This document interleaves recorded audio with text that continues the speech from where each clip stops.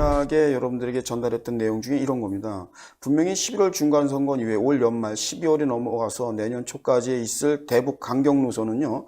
오히려 중간선거 이후에 그 결과가 어떻게 나오든 간에 트럼프 대통령은 특단의 조치가 따를 것이다. 네. 이렇게 지금 예측을 했고 JTBC 보도에 의하면은요. 중간선거 결과를 중대 변수로 보도하고 있는데 저는 여기에 동의하지 않습니다. 사실은 이 JTBC가 그렇게 보도하는 이유가 있습니다. 그런데 이 JTBC 자체가 말이죠, 굉장히 그 미국의 그 좌파 성향의 채널들과 그 궤를 같이 하고 있어요. 보도 내용을 보면은 여러분들 이 JTBC는 이렇게 얘기하고 그렇게 되기를 바라겠죠.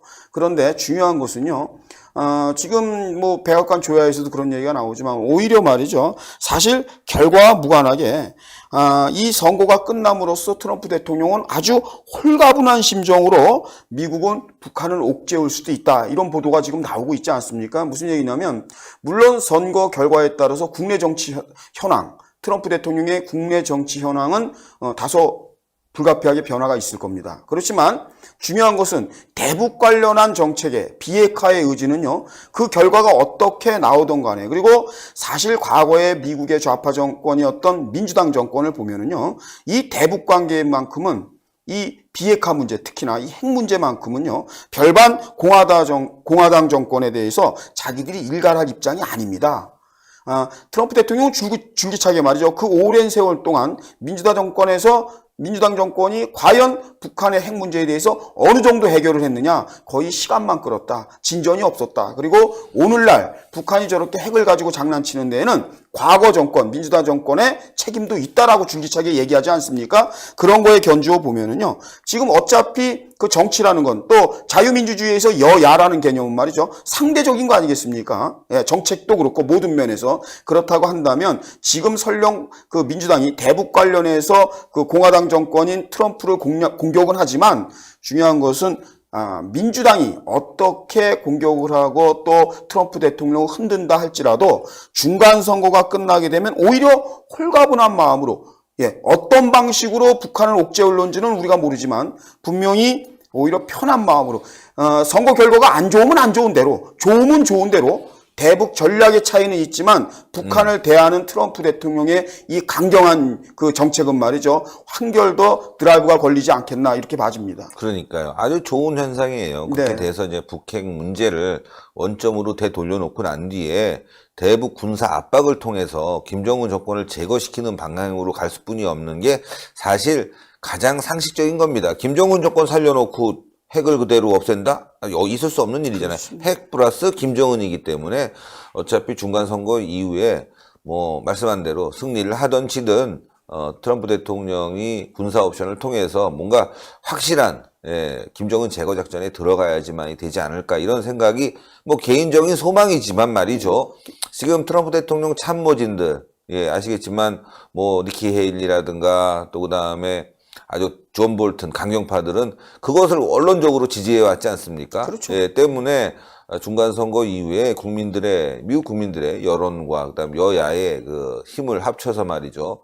대북 문제는 강경하게 들어가야 되겠다. 이게 이제 많은 사람들의 바라는 바고 또 그렇게 되길 또 바라지만 또 그렇게 될 가능성도 높아지고 있는 것도 사실 아니겠습니까? 네, 맞습니다. 지금 그 증거로 말이죠. 여러분들, 그러한 사실을 저희가 예측하는 데는 그만한 이유가 또 있는데요. 그러한 보도가 지금 나오고 있습니다. 무슨 얘기냐면요. 지금 이렇게 트럼프 대통령이 느긋한, 갑자기 이루어진 건 아니고요. 지금 북한이 트럼프 대통령 입장에서는 비핵화의 의지가 단호히 없다라고 지금 생각을 하시는 것 같아요. 그렇기 때문에 느긋하다 이렇게 표현을 하지만 지금 백악관 조야에서 나오는 얘기는요. 트럼프 대통령과 사실상 그 2차 이 미국과 북한의 이 대화 정상회담 여기서 실질적으로 나올 만한 타당한 그리고 획기적인 어떠한 답이 결과가 나오기는 힘들다. 굉장히 회의적인 반응들이 나오고 있는데요. 지금 북핵 리스트 공개 거부를 외치고 있는 북한. 그죠? 북한은 어떻게든 지금 북핵 리스트 목록을 먼저 제출해달라 그랬지만 그건 뭐 절대적으로 심지어 말이죠. 대한민국의 외교장관이라는 강경화까지도 나서서 미국에게 말이죠. 그거는 양보해달라 이렇게 얘기할 정도로 지금 예민하게 미루고 있어요. 그런데 지금 그럼에도 불구하고 말이죠. 지금 계속해서 백악관에서는 그 좀 더 강력한 그리고 확실한 그리고 검증 가능한 뭐 이런 구실로 해서 지금 계속해서 비핵화의 의지를 계속 투명한 요구를 계속 요청하고 있는데 지금 김정은 같은 경우에는 선 해제 조치를 요청하는 거 아니겠습니까? 무슨 얘기냐면 우선적으로 먼저 경제 제재 이거 해제를 해달라. 이게 아주 노골적으로 아마 2차 그 미북 회담이 이루어지게 되면은요, 김정은은 노골적으로 트럼프에게 졸릴 내용이 바로 그런 걸 것이고 또 반대로 트럼프 대통령 입장에서는요, 줄기차게 김정은에게 핵 목록 제출 등 그리고 뭐 영변 핵시설도 마찬가지고요. 이렇게 가식적으로 확인될 수 있는 검증할 수 있는 비핵화의 의지를 계속해서 요청할 것입니다. 그러다 보면 이것이 어느 정도 평행선을 긋다 보면 실제 2차 미북 회담이 이루어진다 한들 지금 상황에서는 좀 더 확고하고 진정된 어떠한 답이 양 정상으로부터 나오기가 힘들지 않느냐 이렇게 보는 백악관의 그 조야의 모습이 나오고 있습니다. 네, 그러니까 트럼프 대통령은 지금 문재인 정부에 대한 아주 거부감, 그리고 또 불신 이게 굉장히 깊은 것 같아요. 얼마 전 선거 유세 과정에서도 사드 배치와 관련해서 대한민국에 돈을 요구할 것이다. 맨날 미군이 감사해요, 감사해요 얘기하지만 돈 한 푼 내고 있지 않다. 이렇게 얘기하고 있거든요. 결국 주둔비 비용에 대해서도 부담을 시키면서 이걸 지렛대로 삼아서 동맹도 이제 다시 어떤 그 재정립을 할 그런 가능성이 이제 중간 선거 이후에 높아지고 있고요. 또 FTA 문제도 지금은 뭐 미국에게 엄청나게 유리하지만 사실 그렇죠. 뭐 거긴 독소 조항들이 굉장히 많지 않습니까? 환율 조작국 문제도 지금 합의가 되어 있는 부분이 있기 때문에 이거 뭐 물밀듯이 밀고 들어오게 되면 경제는 경제대로 망가지고 안보는 안보대로 망가지고 말이죠. 북핵 문제는 북핵 문제대로 아주 위험한 상황이 되기 때문에 이 문재인 정부 들어서서 결국 대한민국이 월남꼴 되는 거 아니냐. 뭐 패망이 아니라 한마디로 경제 폭삭 망하고 말이죠. 안보는 굉장히 불안해지면서 동맹도 깨지고 말이죠. 국제사회에서 외톨이가 될 가능성이 많아지고 있다. 이렇게 분석하시는 분들 꽤 많습니다. 사실상 지금 월남전을 비견하게 되는데요. 여러분들 분명히 아셔야 될 것이 21세기 현재의 대한민국의 폭망은요. 과거 월남전 패망국하고는 비교할 수 없을 정도로 처참합니다. 무슨 얘기냐면 그 당시는 말이죠. 월남이 패망을 했지만 곧이어서 여러분들 월남이 경제적으로 일어날 수 있었던 그 동력조차도 말이죠.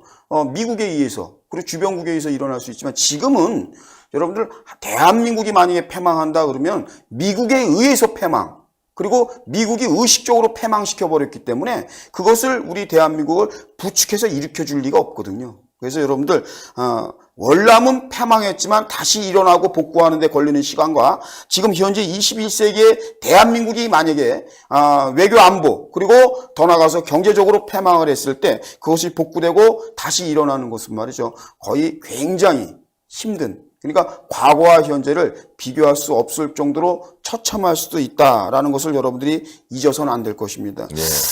오늘 말이죠. 여러분들 잘 아시겠지만 실제 오늘부터죠. 오늘부터 20일간 국정감사, 국회에서 국정감사의 대장정이 이제 출발을 했습니다.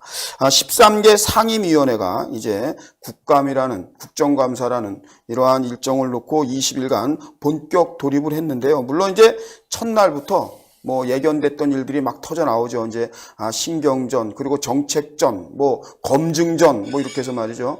계속해서 국회에서 날선 공방이 이루어지고 있는데 충분히 예견됐던 일이고요. 안타까운 것은 지금 야권이 붕괴되면서 야당들이 뭔가 과거의 그 날카로움 그리고 엄중한 검증 여기에 조금 한계를 느끼고 뭔가 동력이 미비한 거 아닌가 이런 생각을 지울 수가 없는데요. 그럼에도 불구하고 국민들은 큰 기대를 걸고 있는데 지금 오늘 국회에서 그 외교통일위원회 이 국정감사장을 지금 여러분들이 한번 집중적으로 저희들이 보도해드린 내용이 여러분들이 한번 들어볼 필요가 있다. 굉장히 깜짝 놀랄 수도 있고요. 또 예측 가능한 그리고 예견되었던 뉴스인데요. 5.24 조치 얘기가 나왔어요. 5.24 조치 해제할 용의가 있느냐라고 하는 국회의 질문에 대해서 강경화 외교장관이 관계 부처와 검토 중인 것으로 알고 있습니다. 이렇게 답변하면서 갑자기 국감 현장이 술렁였다. 이런 얘기인데요. 사실 그 5.24 조치, 여러분들 뭐 너무도 잘 알죠. 대한민국이 북한을 상대로 해서 김영철이 주관해서 이루어졌던 천안함 폭침, 이거에 항거해서 말이죠. 대북 관련한 그 독자 제재, 이것이 5.24 조치인데요.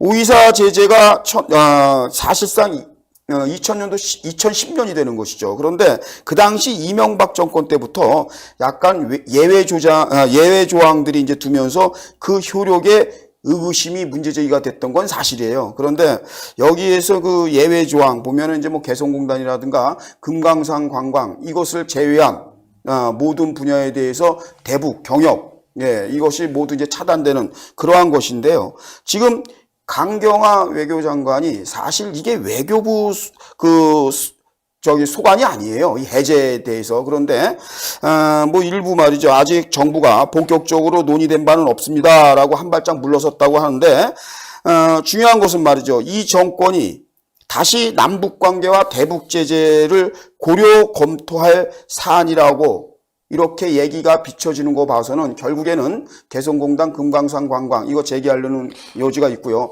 궁극적으로는 5.24 이거 해제, 사실상 지금 해제됐다고 해도 과언이 아닙니다.